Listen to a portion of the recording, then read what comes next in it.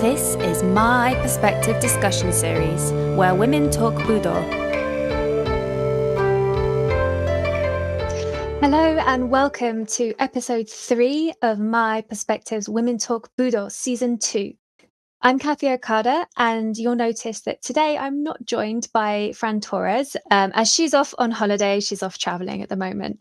But I'm extremely pleased to be joined by Catherine Lefebvre of Boston Aikikai. How are you, Catherine?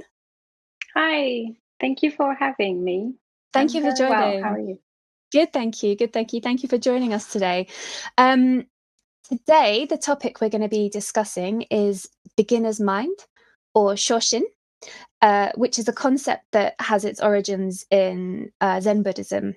And we're going to be talking about how that applies to us in our Budo practice as both new and experienced practitioners alike. So before we get started, as usual, I'd like to invite you, Catherine, to just tell us a little bit about yourself and your training background and otherwise. Yeah, thank you. I started Aikido in 1999. I was 17 years old, and I started Iaido a year after, so in 2000.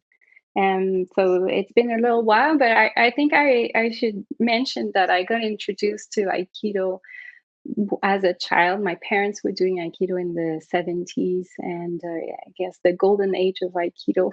Wow. And so they started in Quebec City. So I'm from Canada, from the French part of Canada, hence my French accent and this French Lefebvre, which you pronounce super well, which is very rare in my life. So my parents were doing Aikido in Quebec City, and then they moved to countryside for professional reason, and they didn't have Aikido anymore in their surroundings. So they built they bought a farm and a barn, and then they built a dojo there. Wow. So I grew up with my parents doing Aikido, and I learned the role, but it was never serious. Maybe as a teenager, we would do once a week, a little practice here and there. And that's only when I moved myself to Quebec City for college that it really clicked and it became my own thing. Wow, that's fantastic. It's nice to hear that you are training with your parents, because in our dojo, in my teacher's dojo, Aikido of London, I teach the Saturday class, and we do have a couple of families that come and practice. So it's nice to know that there's that could potentially be a seed, That's wonderful. Yeah, it was a seed. Although my dream was to do ballet, I wanted to dance. And then, because we were so remote, there was no dance. So then I ended up doing Aikido, and I don't know if I liked it. I like the idea of it. I like to see my parents passionate about it, and but I was very delicate, and I didn't like to, I would bruise everywhere. And my brother, who's older than me, he was the talented one. It's just like you give him a book and he knows what to do with it. And I'm more an intellectual, slow learner, and I guess that fits Aikido and Iaido. Does your brother still practice? No, he doesn't. Yeah, like me. Yeah, maybe one day, maybe. And so at the moment you're you practice, and you do some teaching as well, don't you, in Boston Aikikai? At the moment, yeah. So since 2020 I'm in Boston, and when I moved here, Vu Ha, who's the chief instructor of Boston Aikikai, also my partner in life, husband, he invited me to teach the beginners class for Iaido. And so that's what I do twice a week. I teach Iaido, and also we have a rotation of instructors for one class a week. So once in a while, I also teach Aikido, but mostly focusing on teaching Iaido. When I started in college, so I practiced for until 2007, and it's a college club, so there's a lot of turnover, and students come for a semester or they graduate and then they're gone. And I was really amazed how my instructors, Pierre Pierre Gosselin and Jocelyn Caron were so welcoming and resilient to this. And then in 2007, I injured my knee during a seminar. It was a seminar with Tamura Sensei. It was crowded, mad, and then at that time, I was doing my PhD back and forth, Quebec City, Paris, so busy. Life got in the way, and slow recovery from my knee. Didn't find a dojo after that because I moved to other cities. So I got a long break of 6 years, and then I came back, moved to Montreal, and came back 2013 to Aikido de la Montagne with Claude Bertillon Sensei, who's also the chief instructor for the Iaido Federation, the Kyoikaze Iaido Federation, and he's on a technical committee for the USAF Aikido Federation. So very, very close. Very, very well recognized, but also close to my Aikido family rank. Like he knows my parents. It's like a full circle. Yeah, that's amazing. And there, eventually, with another peer, we restarted a Iaido beginners class. So I was co-teaching Iaido for beginners also in Montreal before I moved to Boston. Fantastic. And I feel like we're almost going into the topic already, but how was it having this break? Because like that, I suppose that's a fairly significant pause in your training, isn't it? 6 years. 6 years, was it? Or so? 6 years, yeah. I was on and off the mat for Iaido. Like if I was in Quebec City for long enough, for like a couple of months, then I would do Iaido a bit. But I couldn't sit Seiza for a long time, and that was difficult for Iaido. But I had this fear of re-injuring myself, so it took a while. I did a lot of physical therapy and so I don't remember what I wanted to say, but yeah, there's a friend who sent me a message 2013, I think. He's like, Catherine, we should go back. And I was like, okay. And then without texting each other, we just ended up at the dojo the same day. Really? Wow. Yeah. And then so it was meant to be. Meant to be. So, but he didn't come back after that class. So yeah, maybe what I want to say is that it's easy to stop, right? It's hard to get back. Right. And yeah, I think for me it took a while. And okay. I think like my parents or friends or even my former instructors would say, oh, maybe it's over for you. And it's like it's really deep inside that I really wanted to get back. So I needed to reprioritize in my life, and then just as soon as I was back really on the mat, I felt I was reconnecting to my soul, really reconnecting to something so important to me. And since then, every time I bow, I enter the mat. I'm like, thank you. Gratitude. Yes. Yeah. That's amazing. I'd like to come back to this this moment you're talking about where you had this break and then you had to come back to training. It would be interesting to touch back on that later in the episode. Before we do, perhaps we should go more deeply into our topic, which is beginner's mind. So I want to start with a quote from Shunryu Suzuki, and it goes like this. In Japan, we have the phrase Shoshin, which means beginner's mind. Our original mind includes everything within itself. It is always rich and sufficient within itself. This does not mean a closed mind, but actually an empty mind and a ready mind. If your mind is empty, it is always ready for anything. It is open to everything. In the beginner's mind, there are many possibilities. In the expert's mind, there are few. And that's a very famous quote. I think the last phrase, in the beginner's mind, there are many possibilities. In the expert's mind, there are few. That I think is the first thing you read in Zen Mind, Beginner's Mind, this little book I have here.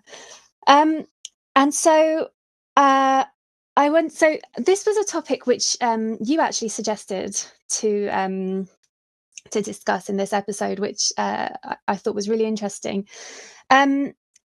Why do you feel it's important to approach practice and approach what we do with Shoshin, beginner's mind, from your experience? Yeah, what I can share is only my own perspective. I don't feel I'm that experienced to bring wise words to this podcast, but I can share what keeps me in doing Aikido and Iaido, and this is really aligned with the topic of today. It's really my passion for learning. I like the feeling of being bored on the mat. I don't have that. Maybe I'm wrong, or I'm but not say that I'm wrong, but so you always feel different, right? I don't have that struggle. I have this passion for studying, learning, discovery, trying to understand deeper, and both in my life on the mat, but also my professional life, because um, I've been studying and then doing research as a profession. So that I think it's very deep, like my own motivation here. And I really like to hear the quote that you were giving, and maybe we can go deeper in that, because I think there are less to learn or to discover.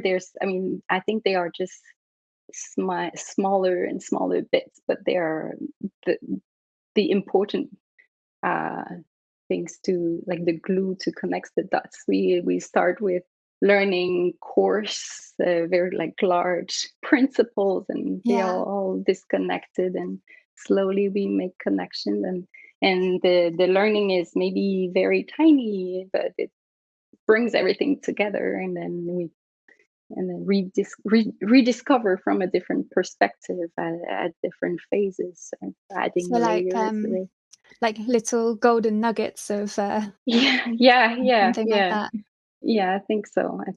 And just the there when we started, you probably remember when you started Aikido, and there's so much to learn. It's so overwhelming, right? We struggle, and then it takes a long time. It's a very slow path of learning. Yeah.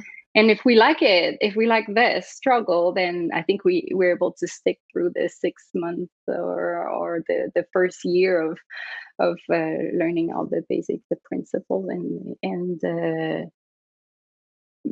but that's just the very rough surface on which we're touching, and then slowly it becomes I think the rebalance is where we have more joy than struggle, and then we get comfortable. And this comfort zone is where we might get trapped to stop researching.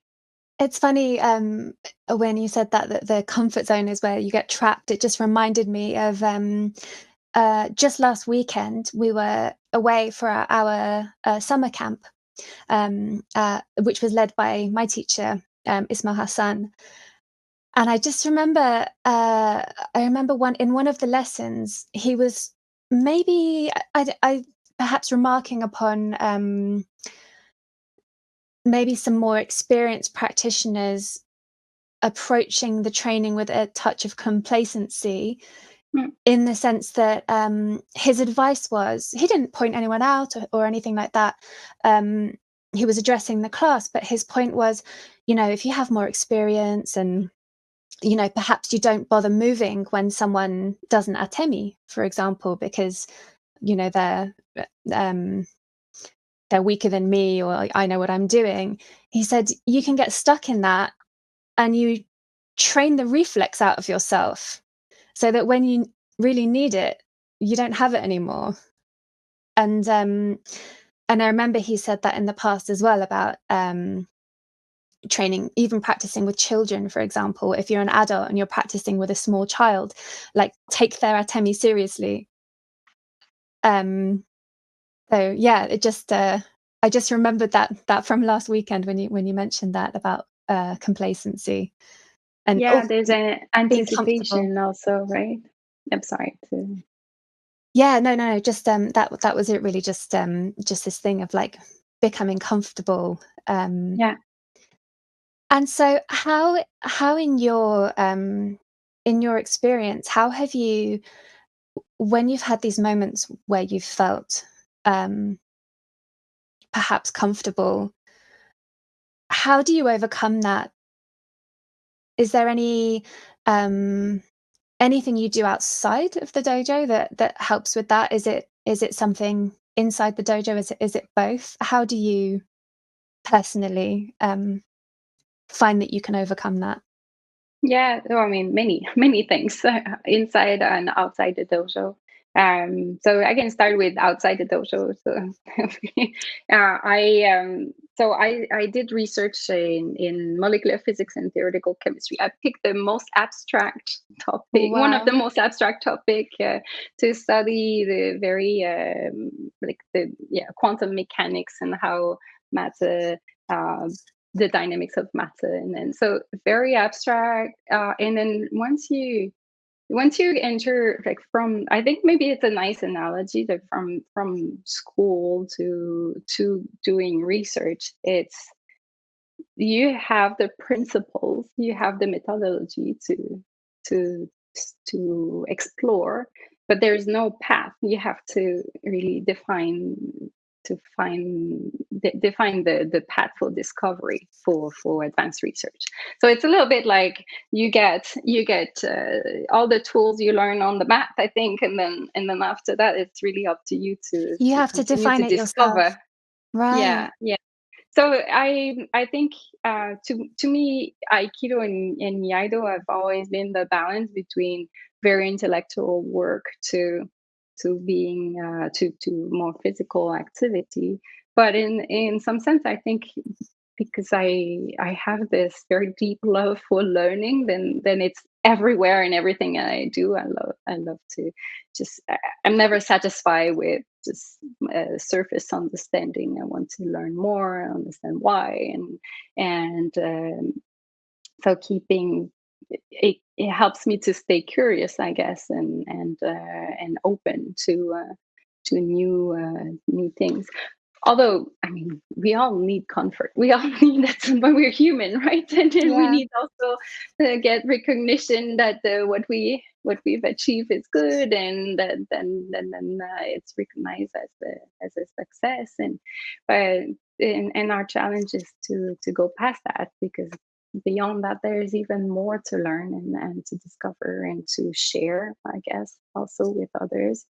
Um, I outside of also the dojo, I've started doing a bit of ikebana, so it's like very basic, go back to as a beginner, and Wow. that's fun. And that's fun to be a beginner and learn And you're new. doing that in Boston? I did in Montreal. Now Oh, with the pandemic, I yeah, couldn't access the school, and now, yeah, now life is pretty filled with helping managing the dojo and a lot of travels for work. So I do every day, every week. I bring flowers and make my own arrangement. I have no instructor to tell me if it's good or bad. But I yeah, if you like it, it's good. Right? If you think it's good. Yeah. Yeah. So at the yeah, what did I want to say? On the mat, how to stay kind of curious. I think, as you mentioned, you just had your annual seminar. Going to seminars and meeting new instructors or meeting new people, and then they are not conditioned the same way, in their mm, practice. And so if you can't anticipate always the next move, and it keeps you on the edge, not being too, as you said, maybe too complacent or Yeah. yeah. I think to me that's a very, very helpful. When you say about not anticipating the next move, I'm thinking of Ukemi as well. So I mean, it's Yeah. of course practicing with people you're not used to practicing with. Like I would agree. Like I also find that uh, stepping outside your comfort zone in that respect is very helpful because as challenging as our own dojos can be, there is still like a certain comfort aspect. But then I'm thinking about in the dojo itself, when we're practicing with people that we know, how do we then not choreograph ukemi? Yeah.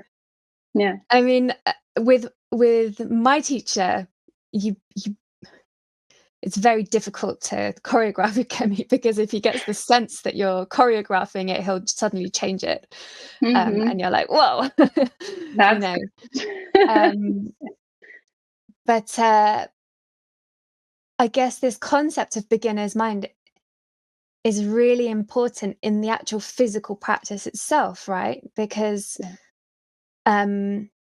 okay, we know that we're practicing iriminage. How do you how do you take ukemi in a way that's like not choreographed, that's just you're responding to that moment, that particular person. Just, I don't know, reflecting on my own experience. A friend of mine was asking me the other day, I think it was some kind of I don't know if it was a Sutemiwaza, possibly some kind of fairly risky ukemi, quite a frightening one. And she said to me, "Kathy, you don't seem afraid at all." Wow. Right. And I was like, well, actually I was. I was afraid. But I think personally my uh practice of sitting, because I sit zazen, I think that helps me to kind of not think, because that was my response. I thought, okay, this is a scary technique. I just have to not think. And then I was able to do it. But that's just that's my own it doesn't always work as well, of course. It's like, you can tell yourself don't think, and you can't always do that. Yeah. But that's my But practice yeah. that I No, I have. think that's wonderful, and then the more you can do that and incorporate it in your practice, in your Aikido practice, that's the challenge too. It Yeah. can be compartmented into you practice Zazen, but it doesn't transpose into the Yeah. Aikido. Then yeah. So when it starts merging, that's wonderful. Yeah. I really, I probably I would have been afraid, but I regret it. Then, especially if you take Ukemi for the instructor and your sensei, and you definitely don't know what's going to be the next move, right? And then if you start anticipating about thinking it's going to be that, then you lose connection. You may injure yourself, and so at that you have these moments of like, okay, I'm just full just trust. And Mm. to me, trusting, because I think because I'm very intellectual as a person, I have to learn that. That's my other challenge, not just learning the Aikido and Iaido, but learning to trust, learning and Trust just let go. yourself or trust other Yeah, people or both, both? both. Mm. Trust the partner, trust that I can do it, trust that it's not gonna hurt. Maybe from also past injuries, it's just Yeah. build on the fears instead of building on something solid. Mm. And yeah, it's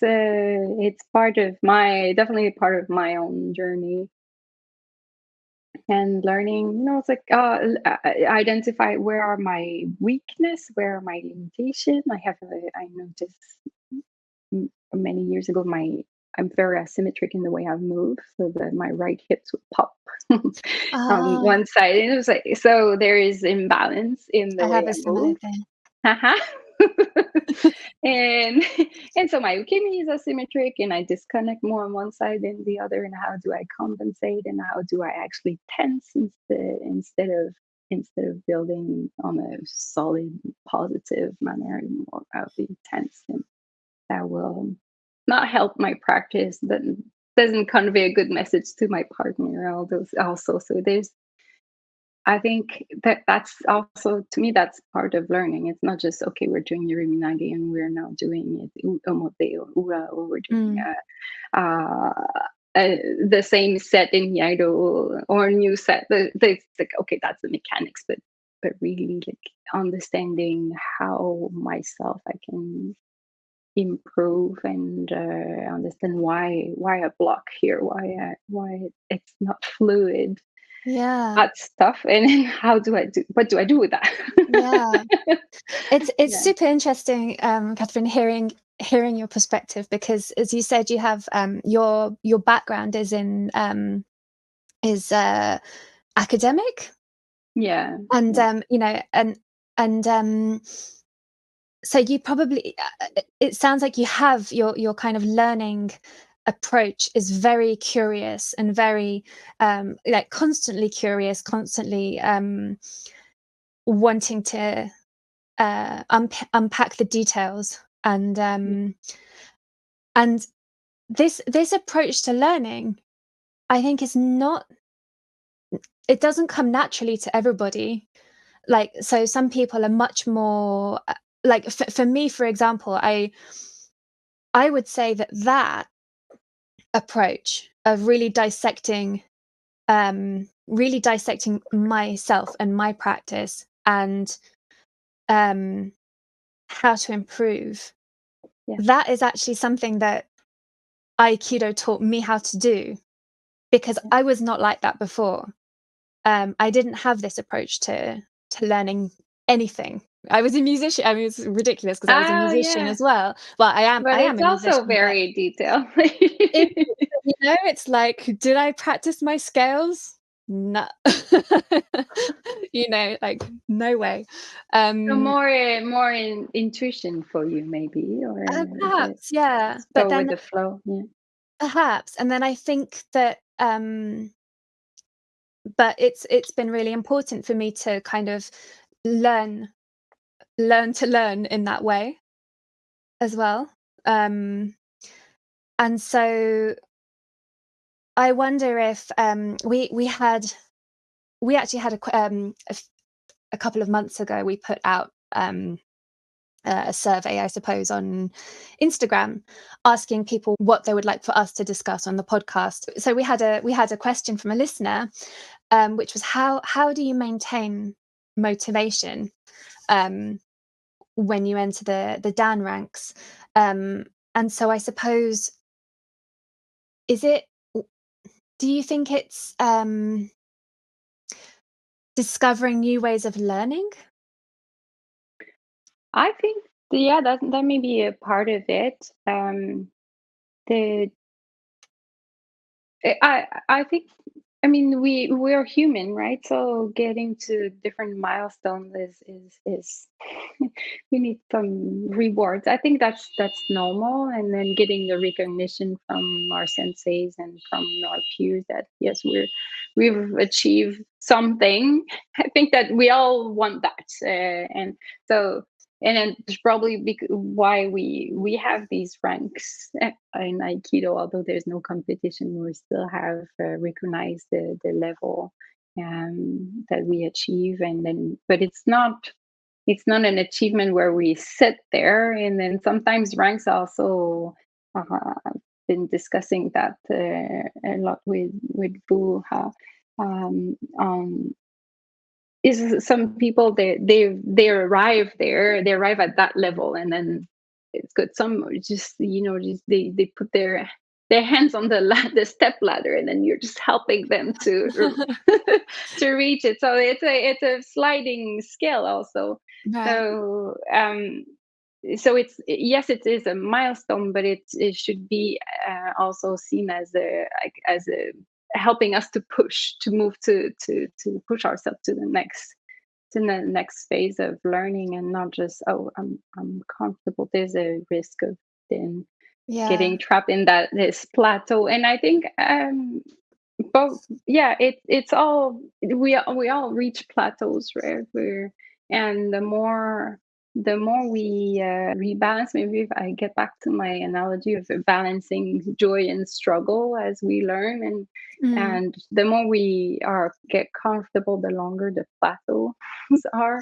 Um and it's the question of mindset. I think that we make it like no one is forcing us to go to dojo. It's a Mm. conscious choice.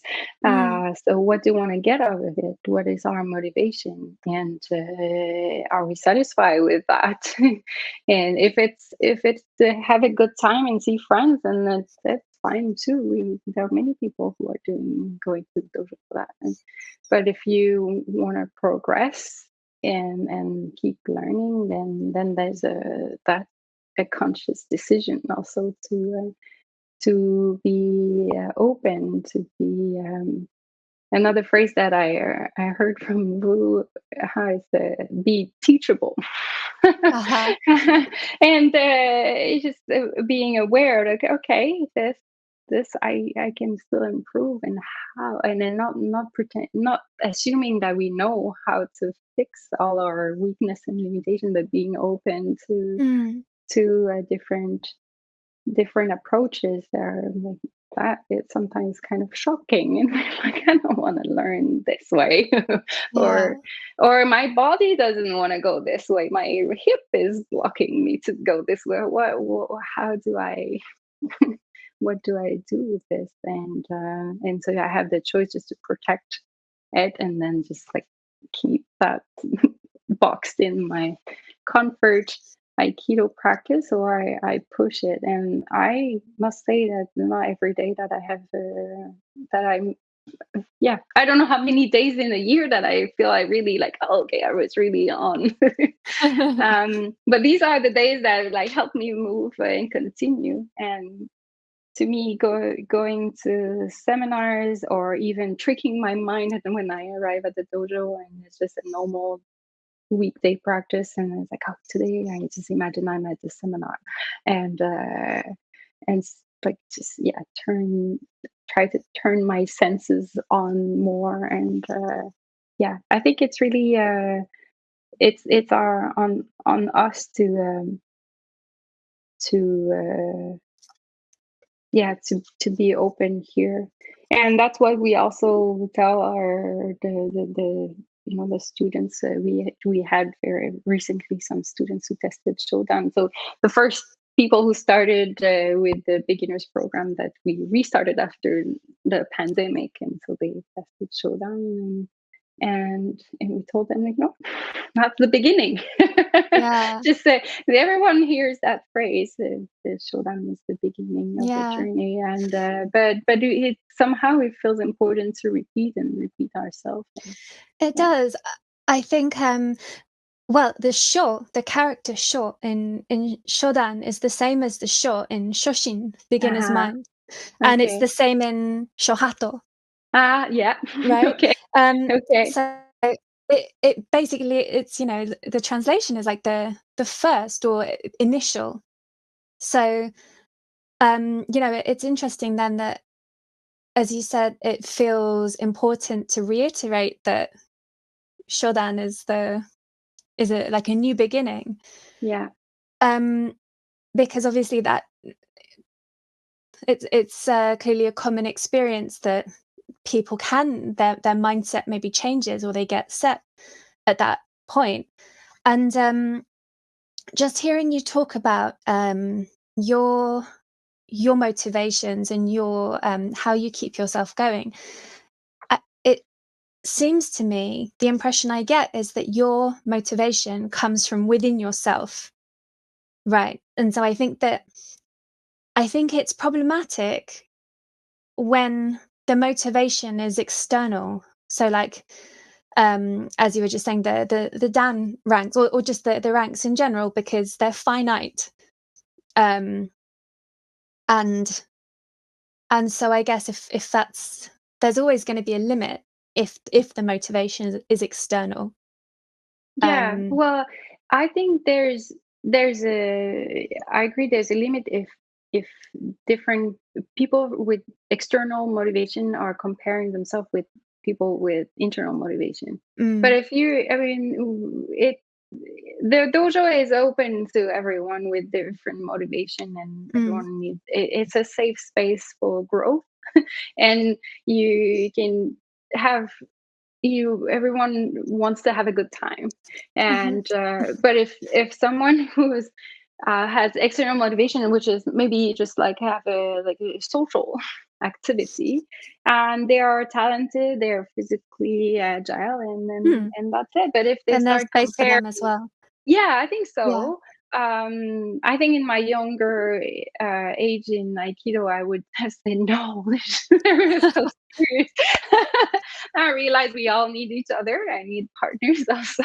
Yeah.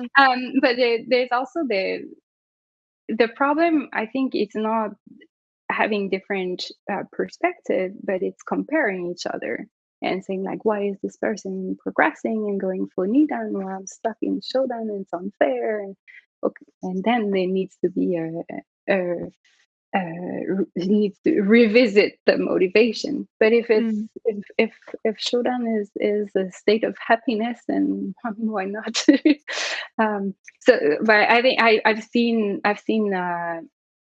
little conflicts, emerging from not comparing the right people with not the same motivation, and that I think that's yeah. Interesting. Maybe you disagree there. Sorry. I mean, maybe you disagree here on what I. No. I think you definitely have a point there. I was thinking about actually this thing of beginner's mind, and how, we're talking about the struggles that people can have with having this mindset, really like living and breathing this concept, I suppose, but at a higher level, so like from Shodan and into the Dan ranks. But what I was just thinking about was how actually, I suppose, a simplistic interpretation of Shoshin, or beginner's mind, is to make a comparison with like a literal beginner. Yeah. But what I've noticed as well is that actual beginners to Aikido, and people entering the dojo for the first time, can also come with their own predetermined ideas, and their own predetermined ideas about the practice, and so I suppose it's just a reflection on how this is something that can affect everybody. Yeah, no, I understand. Yeah, then that's where what you meant by it can be problematic. Yeah, That's you got a point. Yeah. There's a famous Zen koan, a story. It's fairly famous in the West. It's a story about Nannin, a Japanese Zen master in the Meiji era, who received a university professor who came to inquire about Zen. Nannin served tea. He poured his visitor's cup full and then kept on pouring. The professor watched the cup overflow until he could no longer restrain himself, and he says, "It is over full, no more will go in." And Nannin responds, "Like this cup, you are full of your own opinions and speculations. How can I show you Zen unless you first empty your cup?" Yeah. And what I mean about sorry to go on, but what I mean about people arriving with their own predetermined ideas, it's not always necessarily I know. Like sometimes I find it can be I suck and I don't know anything. Yeah. And that itself is like, to me, that itself is also a kind of manifestation of the egoic mind.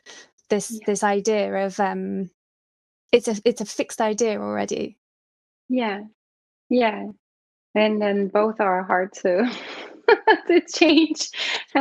Yeah, I really like this image of cup full or cup, or how to empty the cup, Mm, and that's it really speaks to me. And that's definitely a struggle in all, like, my life on the mat and off the mat. Also, like, a side story, my first I think, yeah, while I was doing my PhD, I was going on my first vacation, like first year of PhD, and it's like a hard work, like very so much study, and I brought with me on vacation some textbooks, just in case I forget. And so I needed to continue to study. I was so worried that I would forget something, then I wouldn't have, like, I didn't deserve a vacation. And yeah, there is I could not understand, or I struggled to understand how to empty, like, make some space so I can learn more. mm, And as I was a student in academia, but same thing for Aikido, and like, I've visited many dojos, traveling, moving from one dojo to another. The transition from Quebec City to Montreal was fairly easy because it's kind of the same family, the same branch of. And moving to Boston is also same branch of the large tree of the lineage from Yamada Sensei and Kanai Sensei. But still, it's a different way of moving, and sometimes, many times, I still catch myself in having a cup full, and this is how I like to practice, and ah, why would I do this way? And it's and then you go to seminars, or when I was studying in Paris, I would also go to the Cercle Tissier, practice there, and that would I would have very fun practice, and also some more frustrating, just because of the perception of what I was wanted as a practice, and what the others wanted also, right. or how they used to it. So yeah, I it's my life challenge to empty a bit more of the cup, and trust that the cup is the what I need, and the rest can can be filled and replaced. And the cup is So strong, right? so when you go to these other places to practice, whether it's another dojo or another seminar, Yeah. you you you try to do what's being shown there. With my own lenses, and what I see Yeah.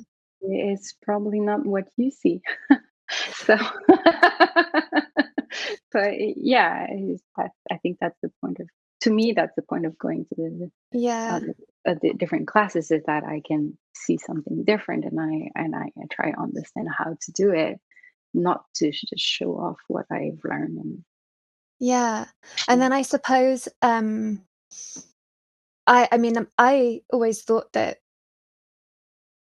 the the positive thing about going to seminars of other teachers is trying something in a different way. yeah, And then I suppose if it's something that um, works for you, then it stays. It kind of it stays with you afterwards. Does that yeah, make yeah. sense? It Yeah. does. until you learn something new and then you forget it. And yeah, well, I'll cite my first teacher, Pierre Gosselin in Quebec City. When I was just learning, really starting my first months in Iaido, and he's like, "That's a lot, right, to learn." And then you learn Yeah. one thing, and then it clicks, and then like you can do, I don't know, you're improving your noto, and then you forget about chiburi, and then so he said, like, you learn one thing, you forget two, so you Yeah. go one step forward, two step backward, and yeah, I think that's very much our journey. And then I think we have sometimes to remind ourselves that it's okay. It's okay Mm. to maybe that's the way to keep the cup Empty. open to, well, empty or open to at least a few more drops. Yeah. Yeah. Yeah, Um, because we can. It's easy to just put hours on the mat. It doesn't mean that they are, meaningful. if meaningful. Yeah, yeah, or helping in the growth or progression, if the motivation is progression to. I just to go off topic. I don't know if this is off topic actually, and I may edit this out. But just one of the things I wanted to comment on was I've seen videos of you and Vuha Sensei demonstrating weapons, um, Oh. and and I always get happy when I see the videos because like it's quite difficult to see good weapons work online. And so He's when good, huh? oh, You see yes, the fear in my eyes. yes, but you also like but you also and I think weapons is I mean really there could be a whole separate episode talking about weapons. Yeah. But I think weapons is something that I don't know if you agree with me. It can really heighten. One thing that I was told, and that I've started to learn experientially as well, is that anything present in your Aikido practice is there in your body arts practice is there like tenfold in your weapons Yeah. practice. So Yeah. it's like a magnifying glass. Yeah. Um, and it's the same thing with like fear, right? The fears that you have during body Yeah. arts is like tenfold in weapons. Yeah, to the extension of your body, and so it's yeah, yeah. And then it's at the same, it's like, well, remember hearing Cole Bertom Sensei saying weapons should relax you. And and it's rare that you see people relax with with a Choboken. I mean, at least when they start practicing it. But I'm actually I'm so far from having the deep understanding of or Colberton. But I started feeling this like, oh yeah, it really relaxes me more now that when we do it. And I think it is just because I have to be more focused. I have mm, there's maybe extension of your your weakness, and if you're unstable, then the tip of your sword is shaking like this. But there it's very is, humbling. yeah, it is humbling, but it is also really helping. To me, it helps also to be even more focused and uh, more present, because there is more tension with the partner, right? And Mm, I love that. This is the help. Maybe I was scary at the beginning many years ago, and it is still now, but there is, maybe I have a little bit more foundation where I can use it to enjoy and and grow with that. It, it and then when we do just a regular Aikido practice, and you can get into your complacent mode. But and then we do Tanto. There's people. You have two choices: like really focused or tense, like scared. And then realize that no, we've been working on all these principles, we just apply it with maybe more attention, tension in the sense of focus.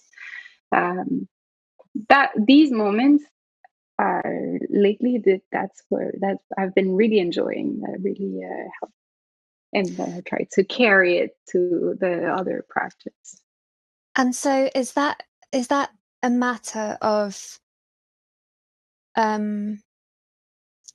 being open to feelings that can come up on the mat that are uncomfortable? Because I guess going back to this what we've been talking about regarding comfort and complacency. Sometimes complacency, or what can come across as someone being complacent, is actually, I think, I'm talking I know I haven't been teaching Aikido for long, so it may seem I'm talking out of turn here a little bit, but I've actually been a music teacher for a very long time. So sometimes sometimes the opinions I give about teaching are in a general way. But I've noticed, regarding my music teaching as well. But often complacency is not necessarily what it seems on the outside, but it can be not. It's like a defense mechanism to not leave yourself exposed and open and vulnerable to the feelings that might come up. And I'm sure, and no doubt, I've experienced this and I've been practicing a lot less, a lot shorter amount of time compared to you. So I'm sure you've experienced this as well, that Aikido practice and Iaido practice and weapons practice, it can really bring things to the surface. Yes. But to sometimes to the tip of your sword. Yeah. Is that me? Yeah. Clearly, Right. Yeah. And so yeah, visibly at times, and then also just how you feel. So I guess I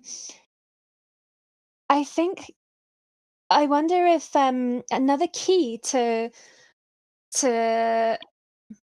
maintaining the state of Shoshin is to be open to what comes. And maybe, I don't know, perhaps that's, I don't know where I'm going with this, but no, but open to what comes. I like this, and then that's for our personal growth, but also, as you mentioned, you're a professional teacher. It's also being open to see what comes with, for the students. Also they have different paths in their learning, and the way that I learn and the way that you learn is different, and I cannot try to mold you into so being open to understand the needs of the students, so it helps them grow while still learning ourselves, so that we progress, and then it brings like feeding each other, right? And I think with your experience in teaching music and Aikido is the like a little bit on the psychology, right? On the understanding the where they are, and is it time to feed more with some details, or what is blocked and how to unblock it, and then also just like let them discover, take a step back, and then the cup is full now, recognizing the level, or if the tea is cold and maybe it's time to Yeah. shake it up a bit. I think it's another layer of learning that is not necessarily into our own personal practice, but I think it helps, and also learning to. I think you mentioned that to learning to care about the beginners, and mm, yeah, be learning how to be a good senpai, and also be a good kohai. Like it's where we should be. What's Yeah. there? Yeah, yeah. You mentioned earlier, I can't remember in what context you mentioned trust, the word Mm-hmm. trust, and how important do you think it is to trust the process? Because I guess the dilemma is that when you can start to feel challenged or uncomfortable or afraid or bored, Yeah, stuck, um, the challenge is to continue. So how important is I wonder if that's a matter of trusting the process. yeah, yeah. Like trusting the cup that will. Yeah, I think so. I like yeah. I think I'm the annoying student. If I get stuck, I'm the annoying one asking question. but if I'm afraid, then I get stuck sometimes, and then it emerge as a injury, or as a like, pain somewhere that Yeah. you can work around it. So I did mention earlier, that I wanted to come back to your experience of, having an injury and then taking time to recover from the injury, life also getting in the way. So you had a fairly significant pause from training, Yeah, about 5 or 6 years. it's, 6 years. yeah, yeah. And you talked a little bit about it, already, but how did that feel to come back to training? Was it difficult to Scary. c right. It's just like, yeah, fears are amplified, yeah, yeah. I was r- going very slowly back on the mat. Started just Iaido standing, and then slowly learning to trust that, yeah, my legs are fine, my knees are gonna be able to Shodan Uh-huh.